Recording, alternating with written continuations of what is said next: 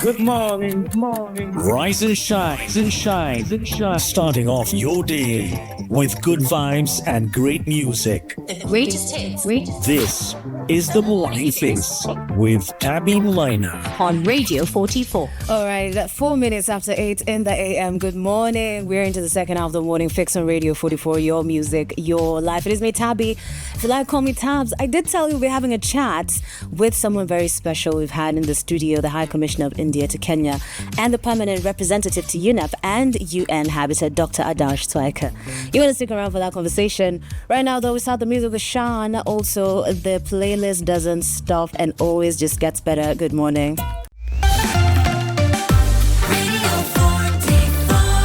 All right, it's 9 minutes after 8 in the AM. I am excited to have a conversation this morning with you, Your Excellency.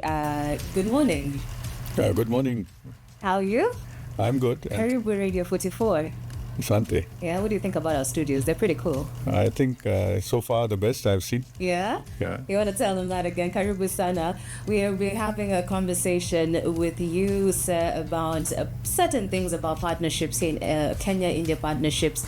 But first, I saw you hosted the international women's football team after the FIFA series. How was that? How are they feeling after their match?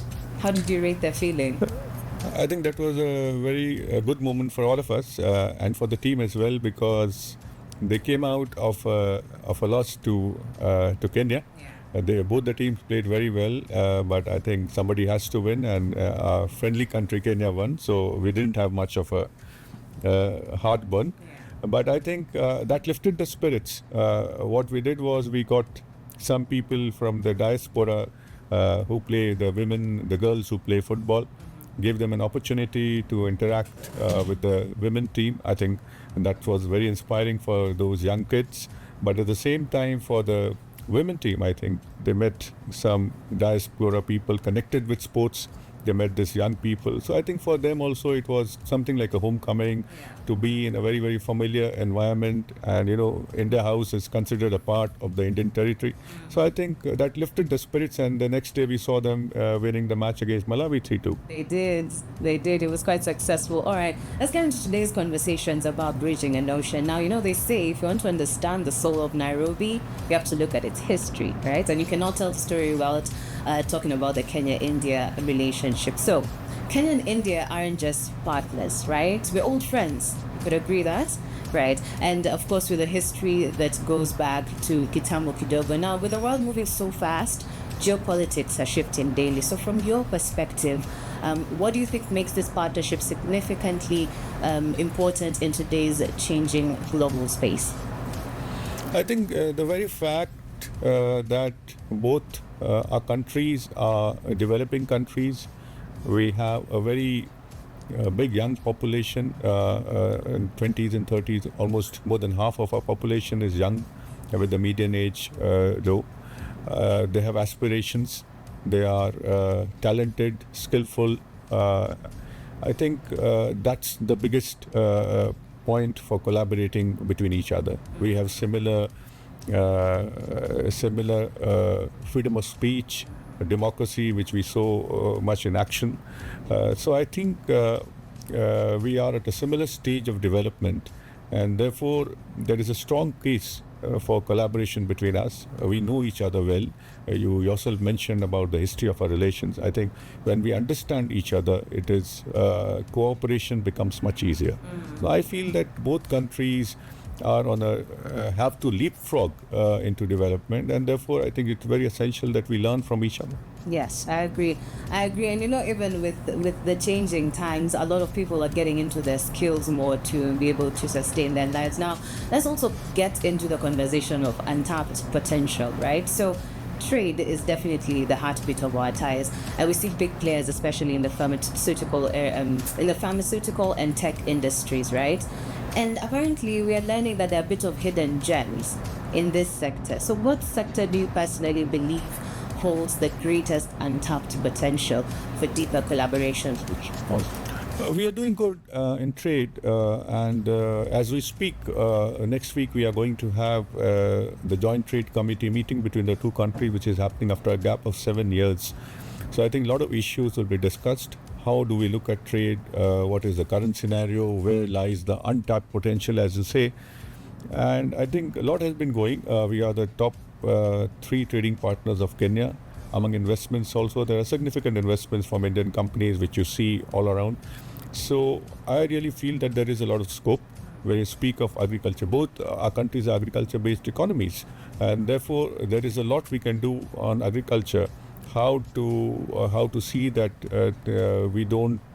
we are able to preserve the commodities, they don't perish. How do we make supply chains more resilient? How do we add value to the produce? So agriculture is one part of this puzzle. But you mentioned about pharmaceuticals. Obviously, there is a lot of scope there. A lot of Indian pharmaceutical products are coming to Kenya, but there is also a big interest of Indian pharma companies who set up manufacturing facilities here.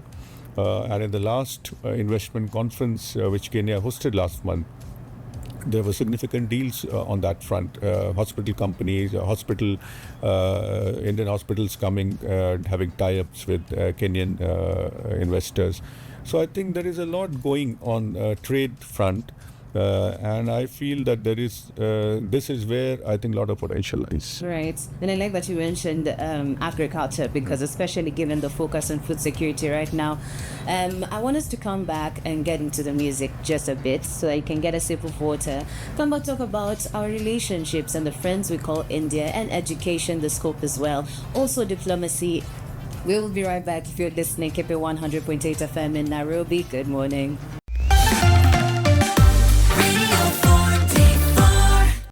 It is Shreya Ghoshal coming through for you at 8:30 in the morning on the Morning Fix on Radio 44, your music, your life. You can be streaming us live anywhere around the world, radio44.co.ke. Get to see what's happening in studio. Yes, I do have the man that sits at the heart of Kenya-India relationships and partnership, Dr. Adarsh Swaika. Karibu sana once again. Yeah, he did say our studios are quite amazing. I've always said that here. You people don't believe me, but yes, we have affirmed that situation. Now, let's talk education and people-to-people connection. Now, I do have friends who call India the academic zone because education has been such a massive bridge for us. Now, beyond getting a degree, how important do you think is this specific academic exchange plan in building the kind of bilateral ties for the last generations and coming in the future? No, I would say that academics comes first. I think people who are going to India to study, and they have been going for decades.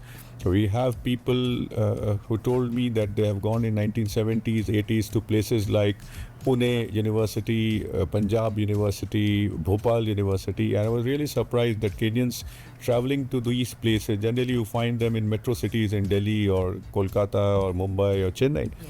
But to look at places like Punjab, Bhopal, Lucknow, I think I was really amazed by the kind of research people in Kenya have done.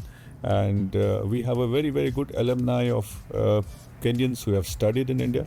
I feel that education has become and has remained a fulcrum of people-to-people ties. Because why people are actually going to India? Mm-hmm. Because I think they find that after they have got the degree, there is employability. And a lot of them I see at very senior positions in the government, in universities. Many of them are lecturers, the deputy dean in many universities I've seen, and in other walks of life. So I think that the main factor which draws them to India is that they are getting jobs after education, and that's one of the prime focus. What does the youth want today? Skills, employability at the end of the day, and that's happened. But at the same time, what has enabled this seamless transition is that ecosystem, because we understand each other. Indian culture, it's so. I think Kenyans, the food is influenced by Indian culture, the language, many of the words in Swahili are from Indian languages, the geographical proximity, people have been trading with this part of Africa for ages. So I think there is a very, very good familiarity, and Bollywood music, cuisine, all that helps. So I think there is a very good ecosystem of education plus culture. And I think that continues today. Also, we see a lot of young people going to India for education, not only on self-financing basis, but also a lot of scholarships that Government of India gives to our Kenyan friends. And today, as we speak, the Indian Council for Cultural Relations scholarships are open for those who are listening to us. I would urge the young people who want to take undergraduate, postgraduate studies in India on fully funded Government of India scholarships, that the portal is still open, and I think they can apply for these scholarships. This has been a huge program, successful program. So I think you're right, education remains a very, very important partnership between the two countries. I also appreciate that you mentioned the scholarship opportunities, because sometimes we don't really know where to check unless you know someone who's been there and the opportunity was there. Now, you mentioned that employability becomes something that is a result of the education at Wete. Do you think is it an employability opportunity there, here? Do you think it's a thing here? I think most of them come back to Kenya and they find good, decent jobs. And that's why I think the Indian education system still is one of the top ones where Kenyans are going. Okay. And in terms of education also, do you think they are going more for sciences or artsy programs? I see that many of them have gone for arts, legal studies, art, because we have common legal jurisprudence, and sciences as well. But I think it's distributed. It's not that they're only going for sciences or something. So, and I think the opening of the IIT campus in Zanzibar, which is near Kenya, I think the Indian educational institutions are venturing out. Many of them have set up campuses in UAE. So this coming of IIT Zanzibar is also a very big opportunity for our Kenyan friends and other African friends to get education in one of the best universities in the world. All right, I appreciate that, and I think you've heard it also from the horse's mouth. Opportunities to study continue to be available. Now, let's also get into diplomacy. And we know it happens in boardrooms apparently, but culture also happens in the street. Now, from food to film, like you mentioned earlier, the Indian influence in Kenya is massive and it's profound. So how's the High Commission working to ensure that this isn't just about living side by side, and instead it is truly about strengthening the cultural ties between Kenyans and the Indian community? I think I don't agree with you now. Diplomacy happens in boardrooms. It happens more in social media nowadays. Okay. But I think when we speak about India-Kenya relations, I think the most important fact is that it's a historical relationship that continues in contemporary times, and has a big future for the countries, for the people. And importantly, there are no contentious issues between our two countries. So when we are bereft of any contentious, outstanding issue, the relationship has no stumbling blocks. And therefore, I feel that there is a lot of opportunity, I think, in different fields, whether you consider political space or defense and security or trade and investments, health, agriculture, people-to-people ties, you name anything, and there is a lot of scope. We are doing well. We have a very good track record to inherit, but I think there is a lot of scope for us to work on these fields. Speaking of what you're inheriting, since you came into office in 2025, late 2020, how has it been generally? How has it been picking up from the previous man who was holding your position? Actually, it was a woman, and I think and a very worthy predecessor, and we have been in touch. She has replaced me earlier in China, and I have replaced her here. So I think I have inherited a very good relationship, and in the last 6 months I can say that we have really made a lot of efforts and tried to do a lot of things. I can tell you there have been a large number of ministerial visits from both sides. There have been senior officials visiting each other. A lot of pending institutional mechanism meetings have happened. So I think the ball is rolling, and we have been doing events. We are doing trade promotion events. We are doing cultural events. We have a couple of events coming up. So I think there's a lot of things in store. All right. Now, Dr. Adarsh is not going anywhere. We still have the conversation going on in just a bit. Coming back to talk about tourism and the milestone so far as it is. But right now, let's get back to the music. It is 20 minutes to 9 in the morning. Good morning. Radio 44. Sunny Jahan coming through for you at 12 minutes to 9 in the morning on the Morning Fix on Radio 44. It is me, Tabby, and I am joined by the High Commissioner, or rather the man who has been in the center stage in terms of relationships between Kenya and India, Dr. Adarsh. Karibu sana once again. It's been a pleasure having you here. So far, so good? Good. Sorry about that. So far, so good? Yes, very much. I appreciate that. Now, let's get into conversations, because now we've talked education, we've talked people-to-people connection, we've talked trade, we've talked diplomacy. Let's talk about tourism. And let's go into the medical tourism aspect. Now, healthcare is deeply personal for Kenyans, right? And while many of them travel to India for treatment, there's a growing concern or conversation around self-reliance as a country. So, in your opinion, how do you see healthcare evolving? Perhaps do you think we'll move away from the medical tourism conversation that everyone keeps going for treatment in India, and especially towards the long-term institutional partnerships? Where is your stand on this healthcare relationship? I'm sure that capacities in Kenya will increase over time, and we have seen signals of that happening. I often cite this new example. One of the Indian diagnostic firms is here in Kenya for the last few years, and it has dramatically brought down costs at the same time maintaining quality. So I think over time there will be Kenyan institutions, not to say that it's not there, but I'm sure that there will be capacities. I think in India also we have gone through that phase, and today we are at a stage where people from abroad come to India. But yes, I think it's not an easy task. Why do people come from India? All over the world, because you're getting quality treatment at affordable costs. That's the USP. So I think if you're able to replicate that, I think we will see less people going to India. But in the near medium term future, I feel that it's both ways will work. People will continue to go as far as they feel that they are getting good quality care and affordable costs, and I'm sure that we are good at that till now. But at the same time, I think there will be capacities which are growing in Kenya. So it will be a good mix of that, and I think we all learn from each other. There are some treatments even in India. If some very cutting edge treatment is not there, you go to some other place. So I think it's a learning practice for countries, and therefore I think I'm optimistic that I think both ways it will be good. Okay, so you feel like in Kenya we have the capacity to treat and even offer medicines that are considered affordable in India. We have that capacity here. Capacity is surely, but I think the costs are a factor, and capacity is at least for the general treatment, and for I'm not very much apprised about how complex surgeries and could be done, but given that, but costs definitely I am aware that they're quite high.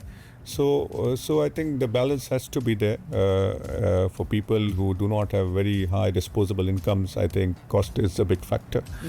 So right now I think it should be both ways.